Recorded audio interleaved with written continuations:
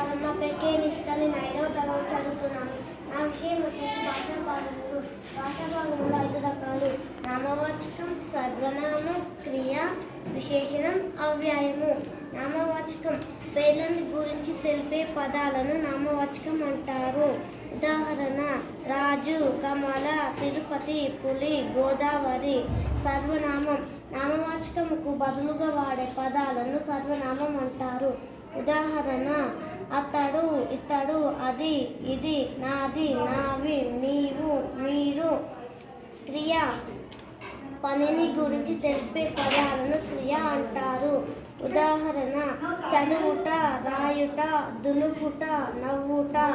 విశేషణం నామవాచకం యొక్క సర్వనామం యొక్క గుణాన్ని, రంగును, ఆకారాన్ని తెలిపే పదాలను విశేషణం అంటారు. ఉదాహరణ: అందమైన, పెద్ద, చిన్న, నలుపు, పులుపు, తీయగా.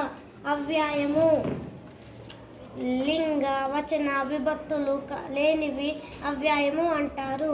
ఉదాహరణ: ఆహా, ఓహో, భలే, బాపురే, కావున, కాబట్టి మొదలైనవి. ధన్యవాదాలు.